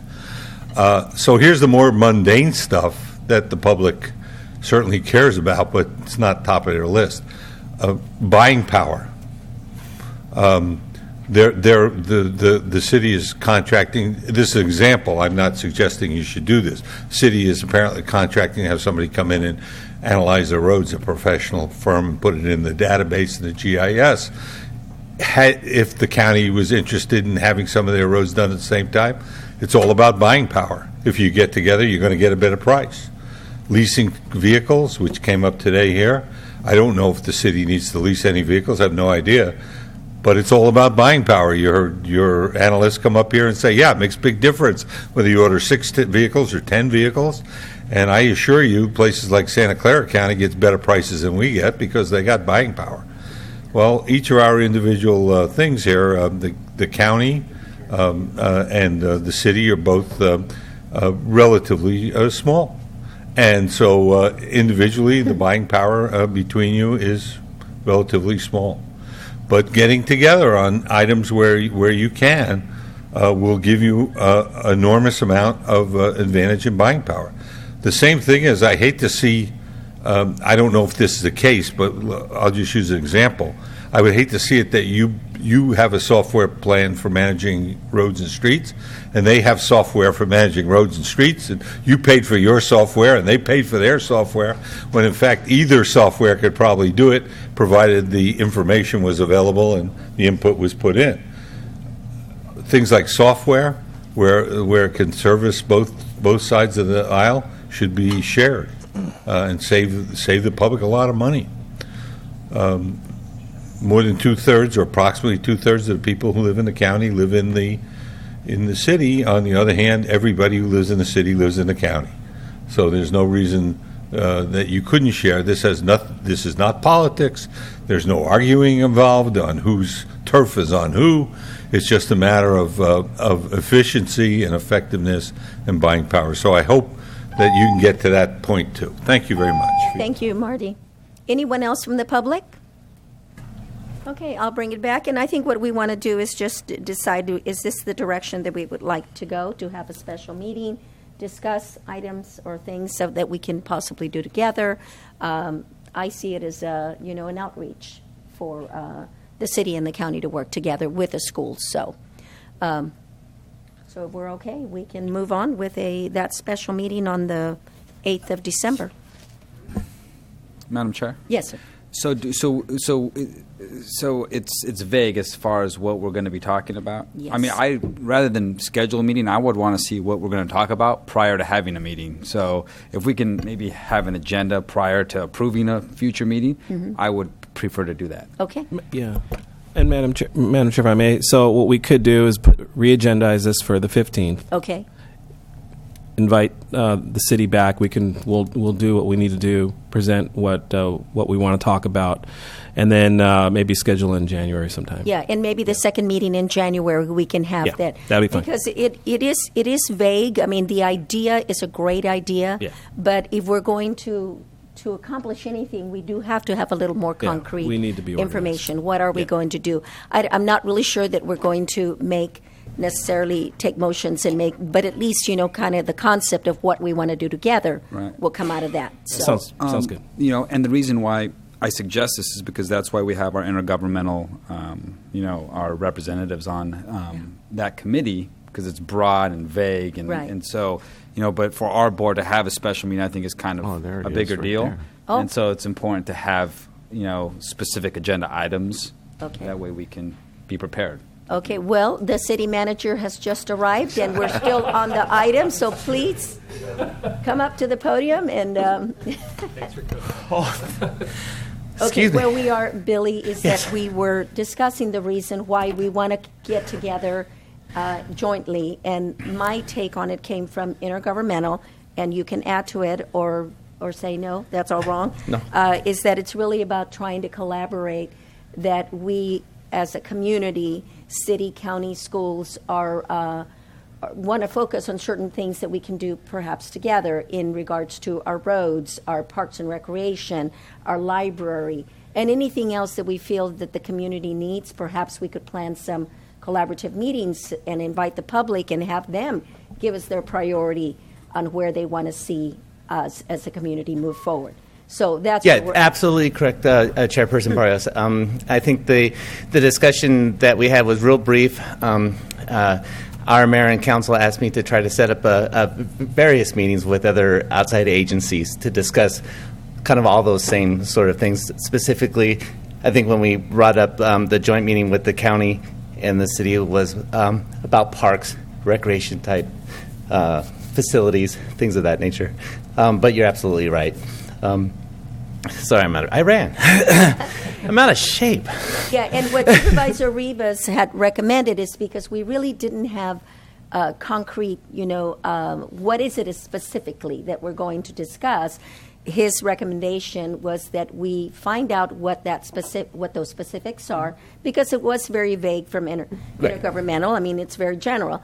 And then bring it back for December the 15th with specifics, and then set up a meeting, the second meeting in January. Sure. If it pleases the board, what I'd like to do maybe is the city of Hollister can put together a draft agenda.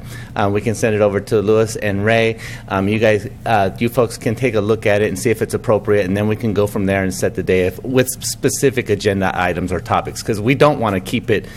I mean, we want to keep it specific, right? Because that can go on for hours and hours, and that's not necessarily the intent here. So I believe that if it's okay, Ray and I will work on some specific items, and maybe just a couple to start, and we can kind of begin those dialogues. And that will come on the 15th of Yeah, I can make sure that you have it back. Yeah. Okay, very good. Supervisor Botello? Yeah, I'm happy you made it city manager. Because I would have been kind of disappointed. I agree with Supervisor Rivas. We should have a structured agenda and keep things on point. On point. And at our last meeting, we talked about out of intergovernmental, studying the library, its future needs, and working together.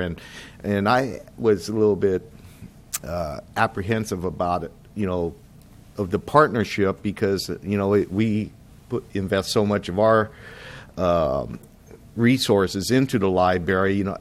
Sure, it's great to do a study, but then after that study, are we to get that commitment from the city and the council to move in that direction? Mm-hmm. And I appreciate the opportunity to listen to the other council members and get their thoughts and what we could do together to provide better service for our community. And so, but it can't go rambling on all night long. We're very busy people, and you're busy, we're busy, and having that agenda would be very important to go forward. Supervisor Munzer? Thank you, Madam Chair. I just want to say I'm very much in favor of joint meetings with the City of Hollister and City of San Juan. I feel as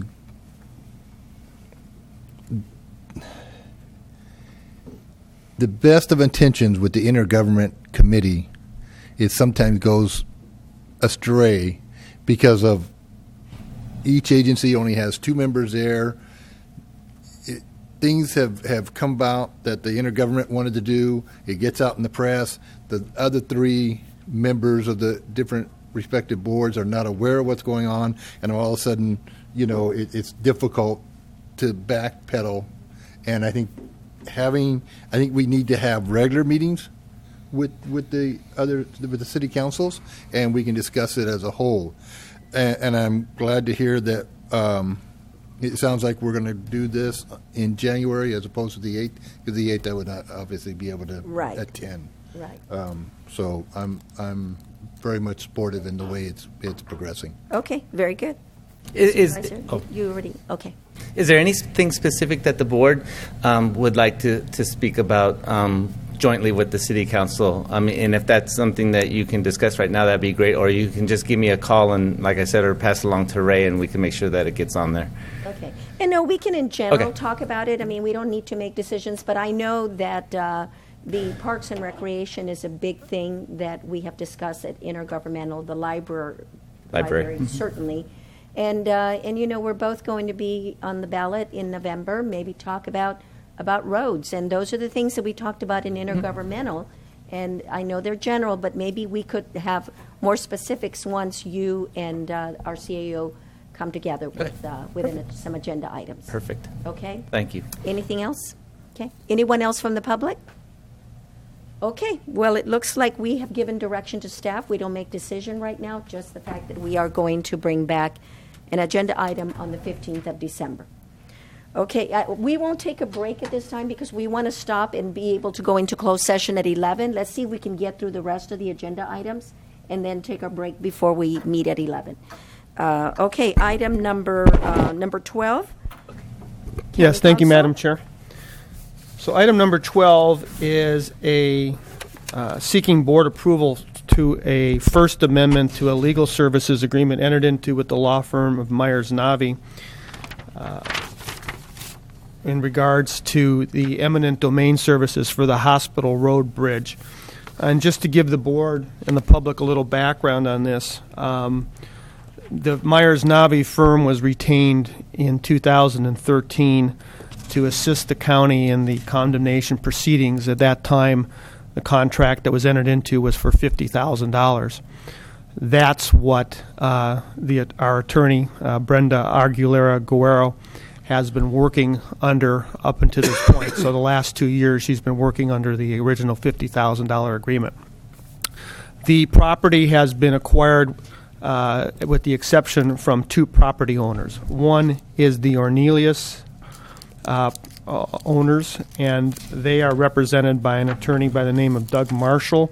That has been a difficult case because they've been unable to reach an accommodation or an agreement with the Orneliuses regarding their property value. As a result, the county has already initiated litigation against the property owners. That started in August. We are now into the litigation at a critical juncture. And the other property owner is the Martinez family, and that one is also in litigation at the moment. So there's two cases in litigation. In the Martinez matter, that was more of a technical dispute because there's a problem with the title, and the current mortgage holders will not voluntarily sign off on the title. Therefore, we're forced to litigate against them to get the court to remove them from the title. So the $50,000 budget or $50,000 contract that was entered into 2 years ago has been exhausted. This is in essence seeking an amendment to allow litigation to continue in two cases. This is an amendment, so essentially a litigation budget, which they've estimated at approximately $200,000. So with that, I'll let Ms. Murphy take over. Yeah, and to add to that, the original contract did not include eminent domain services. It included right-of-way acquisition, negotiations, assisting our appraisers and our right-of-way negotiators in the legal documentation involved in that. And it was for both the Union Road Bridge project and the Hospital Road Bridge project. So this amendment also includes a small amount to complete that work for the Union Road Bridge, as well as the two eminent domain cases in the Hospital Road Bridge case. With regard to the Hospital Road Bridge cases, we have the right of possession in both properties, so that's not holding up the construction of the project or anything. We're able to move forward with that while we sort out the details on, with the mortgages and the amount of just compensation for the Ornelas property. We've already settled with the property owners in the Martinez case, and they've already been paid. So it's really just, like Matt indicated, sort of the technicalities of sorting out among the various people who claim to hold a security interest in the property. And if you have any additional questions, I can answer those. We're planning to bring a status update report to you in closed session on both cases, either at the December 15th or the first meeting in January, to give you kind of a lot, some of the more detailed analysis and strategy and whatnot behind those two cases. Okay. Any questions of council? Supervisor Patel? Yeah, when I read this last night, that was a huge mistake for me because it kept me up all night long. I was so upset about this. The Hospital Road Bridge, I thought I'd be walking on it right by now or driving across it anyway. And, this has gone on way too long. Yeah. Started out at 50,000. Looking at the hours that we allocated for the first contract, made sense. Now we're looking at adding on to another 240,000, and I understand it's for both bridges, but it's way too much money. This is ridiculous, and this contract should be broken apart, not to include Union Road. Union Road is a different project, a different bridge, and I'm not even sure if I would even want to go with this law firm again, because this should have been done 2.5, 3 years ago. I mean, done. I'm happy to hear that it's not holding up our construction and that we have possession of it. And then the next question is probably for the RMA director is, when is that construction actually get started and we see, work being done building the bridge. But getting back to this contract, I'm not going to support it today just because it's not broken apart. It's two different projects, and when you go to outside legal services, the cost should be separated out. And I don't see that there. I don't understand why they're reviewing appraisals. Again, if we're just going for the eminent domain, that eminent domain should have been done in 2013. I mean, you could tell we pay these people to negotiate with their lawyers, and you got to have a sense when the negotiations are off, when it's done. And I don't have that feel-good point right now that they have a sense for that. Because at one point or another, you put your foot down and say, that's it. And walk away from the table and go across the street. And we're too late doing that, and just costs everything money, and before you know it, we'll be coming back and extending contracts for the construction of these projects. So I'm not voting for this. They need to sharpen their pencil.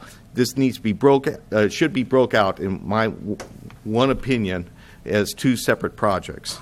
Supervisor Munzer? Thank you, Madam Chair. Matt, is there any possibility of continuing this to a future agenda, awarding the contract, and under possible litigation, discuss this? Sure. Discuss a strategy in closed session?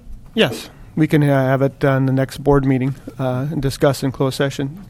That would be my recommendation, Madam Chair. Because of litigation potential on this. Okay. Yeah, and again, just to remind the board, we are already in litigation with the two owners, so the litigation has already been commenced. Yeah, the hospital road has been out for 20 years. I think another month or two, not going to matter that much, and maybe we can come to a quicker resolution. Okay. And my question for Shirley is that why are the two together? What was the rationale between putting hospital and Union Road on this same contract? Well, that was done with the initial contract, and I think the rationale was that it's kind of a fluid process, that we would have meetings and we'd discuss both projects, and it was just easier to track it all under a single contract through the auditor's office and so forth, rather than trying to break down, okay, we spent 15 minutes on this project and 20 minutes on that project. But I can certainly talk with Brenda about separating the two. And I mean, I guess at this point, I'm not sure how to amend the original contract, but I'll to split it into two separate ones, because we do have some work that needs to be done on Union Road right away. We're not at litigation stage on those yet, because we've had some parcels that nobody knew existed that were discovered through the process by the right-of-way negotiators and surveyors, and there's been and trying to track down who the legal owner is when the last known owner was in the 1800s, and strange things that have required some more than was anticipated effort just to get to even know who to negotiate with. And so we hope not to have any eminent domain cases in the Union Road Bridge project, but we don't know at this point whether there may be a need for that later. Okay. So I think, Supervisor Rivas, did you have a comment? No? Okay. Well, before we make a decision, let me open it up to the public. And is there anybody from the public that would like to address the board on this item? Okay, I'll bring it back. Supervisor Munzer, your recommendation is that we discuss this in closed session at the next meeting, which is December 15th, because of the litigation, and then... And continue the awarding of the contract to a future meeting. And we'll we'll see if we can have Ms.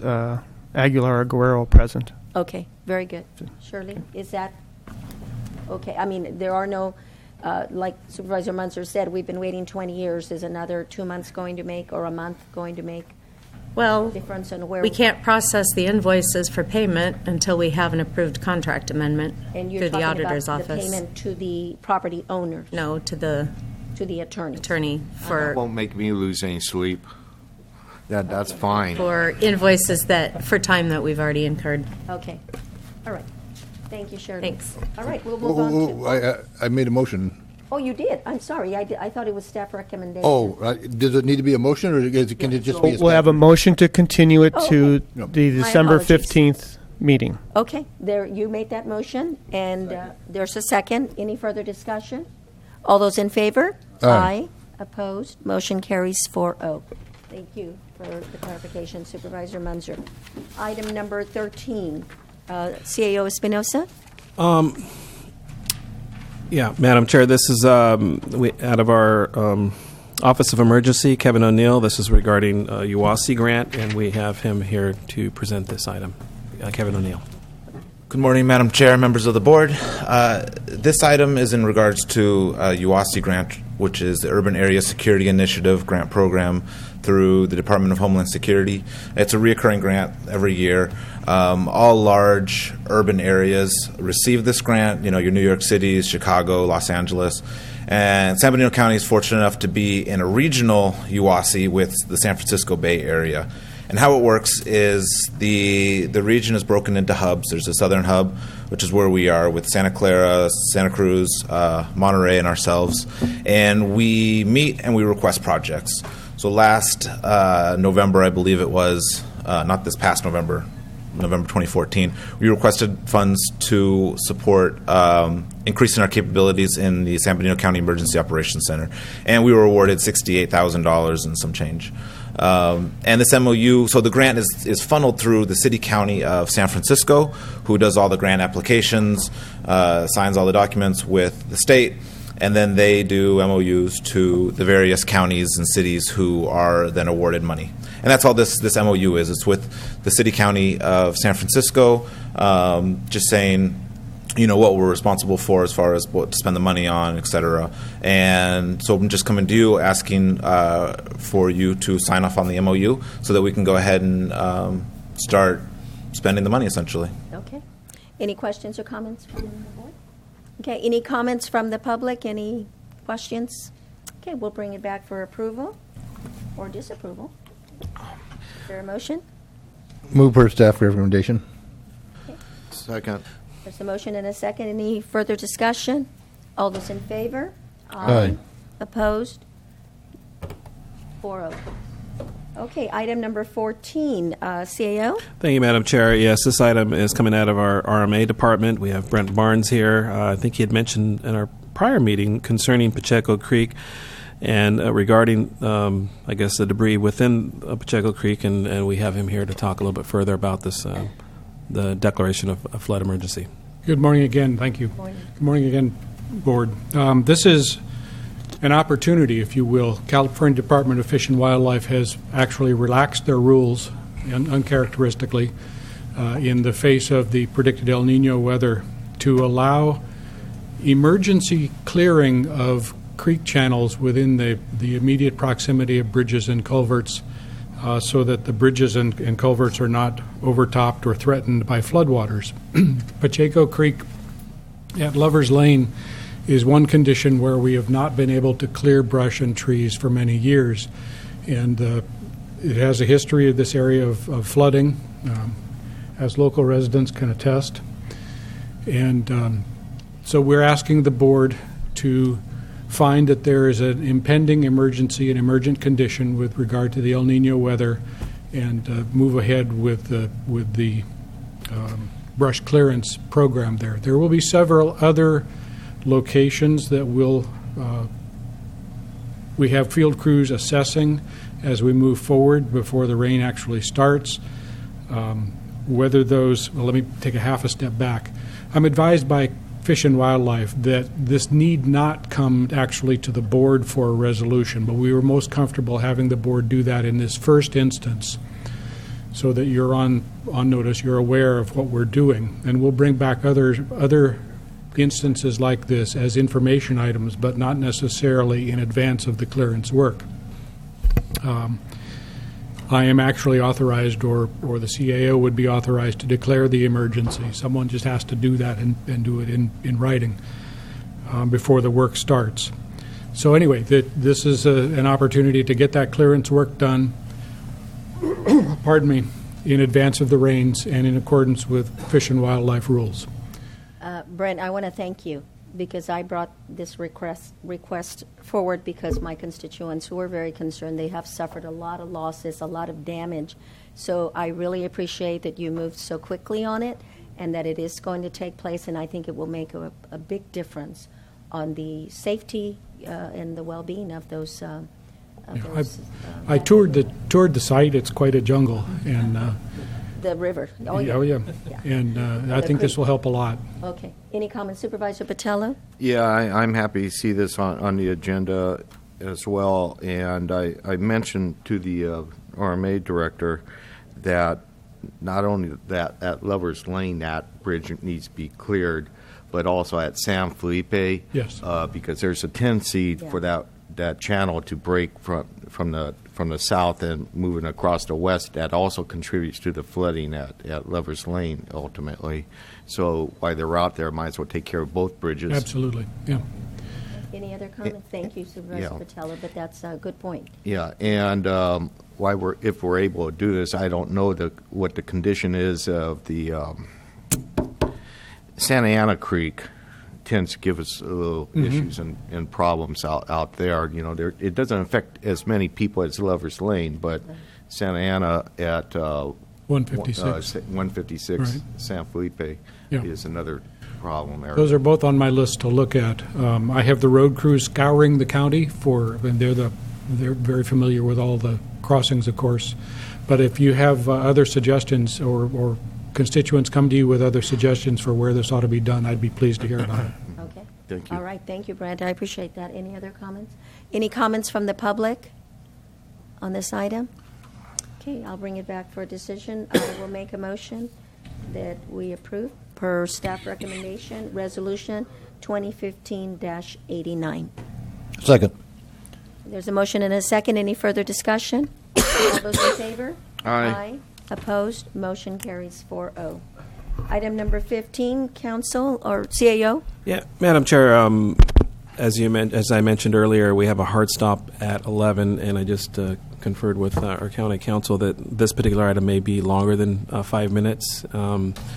So what my suggestion would be is if we can go into closed session, and that one shouldn't be more than 20 minutes, half an hour, and then to come back out and finish up item 15, and then go back into closed session to finish up the last item. Okay. If that's okay. We do have to convene in closed session by 11 o'clock, so we're going to go ahead and come back after the close. We will do just the one closed session item and then go back for the second one and come back and continue with item number 15. Council, if you could introduce closed session item number 16, please. Yes, thank you, Madam Chair. The Board of Supervisors will now adjourn into closed session to discuss agenda item number 16 on today's agenda. That agenda item is to meet and confer with its labor negotiators. The agency designated representatives are Allison Hauk, Danya Torres Wong, Ray Espinoza, Joe Paul Gonzalez, Melinda Casillas, Georgia Cochran, and Steve Coffey. The employee organizations involved are the Institution Association, Law Enforcement Management, Management Employees Group, SEIU Local 529, the General Unit Employees, SEIU United Long-Term Care Workers Local 6434, the Deputy Sheriff's Association, confidential employees, confidential management employees, appointed department heads, and unrepresented employees. The authority to meet can be found in California Government Code Section 54957.6. Okay, is there anyone from the public that would like to address the board on this closed session item? Okay, we will adjourn to closed session and return as soon as we're done with that to report out. Thank you.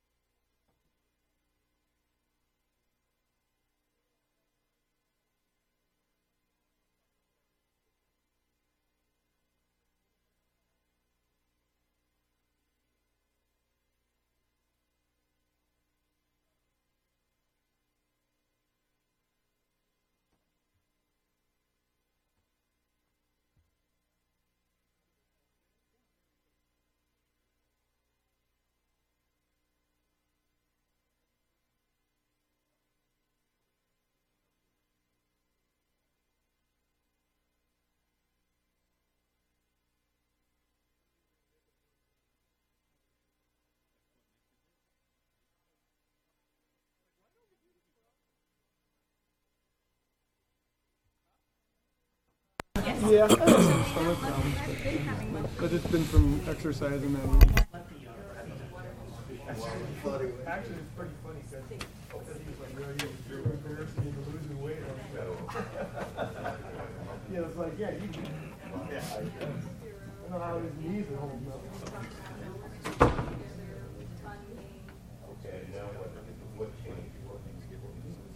Ready.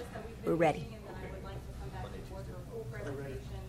Okay, thank you, everybody. We're back to report out from closed session item number 16, County Council.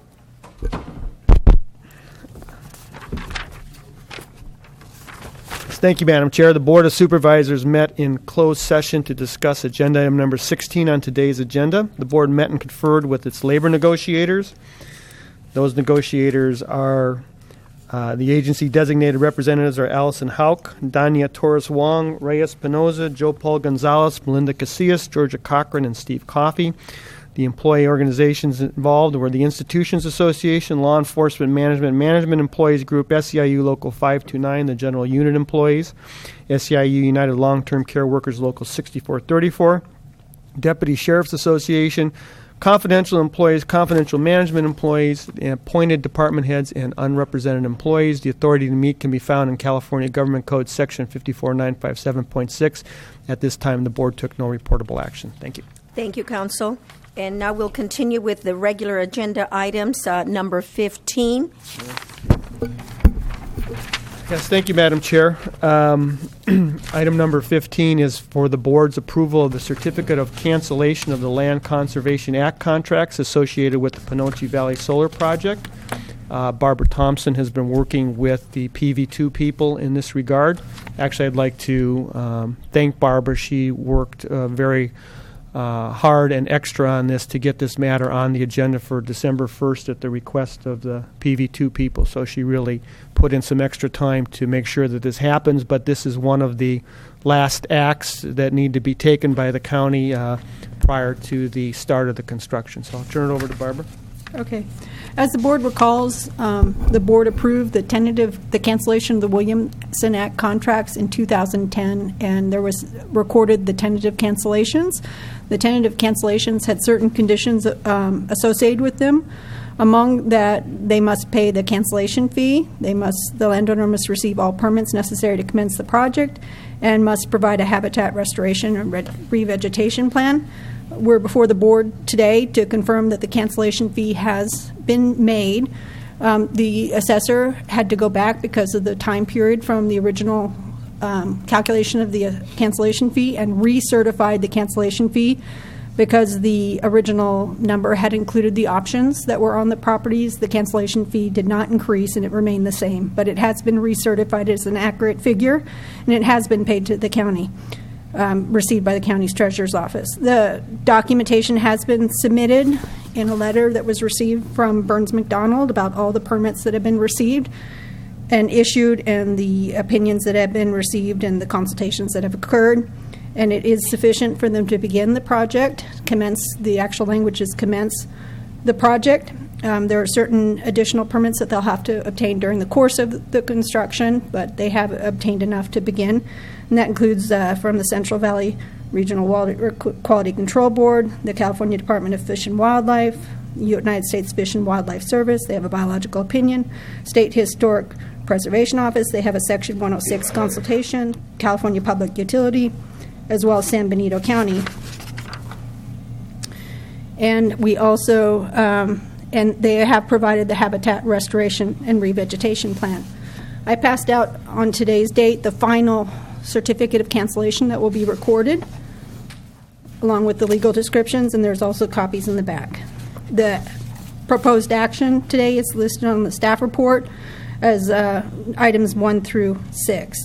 We have the assessor present as well as Panoche Valley, and if there's any questions, please let me know. Okay. Does the board have any questions of council at this time? Okay, I will open it up to the public. Anybody from the public that would like to comment on this item?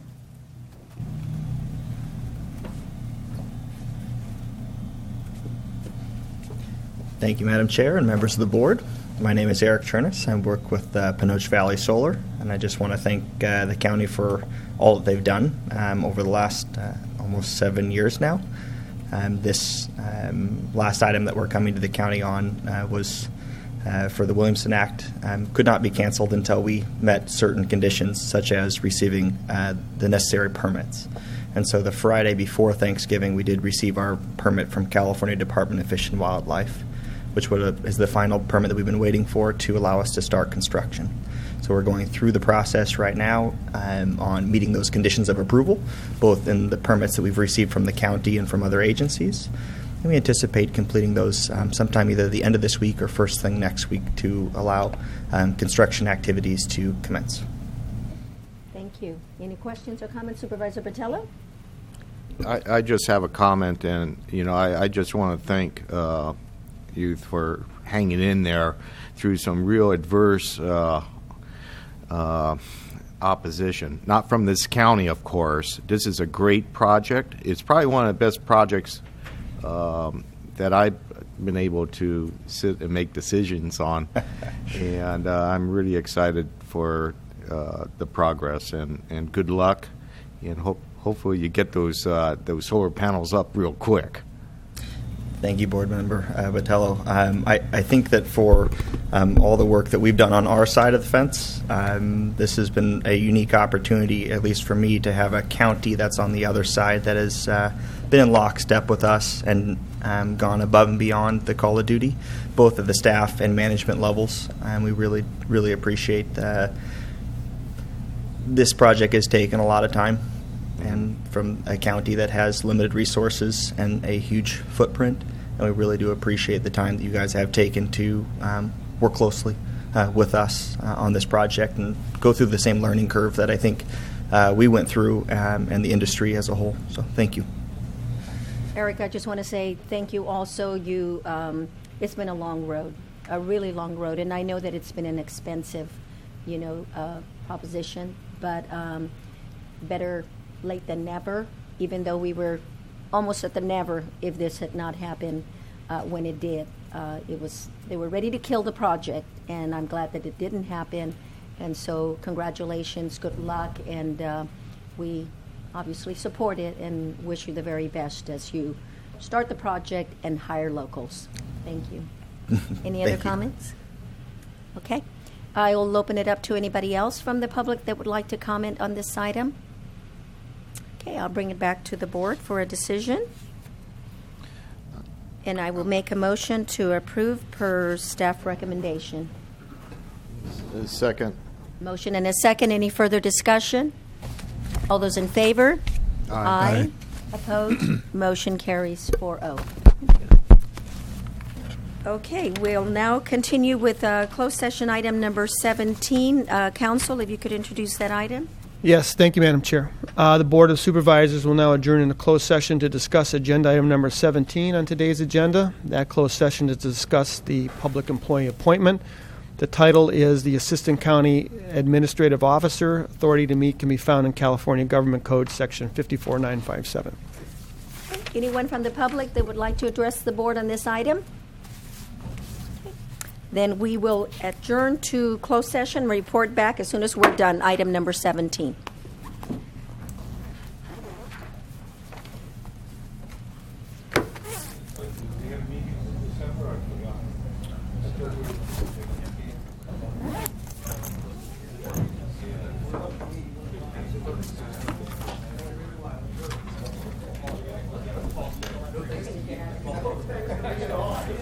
Going on to 15.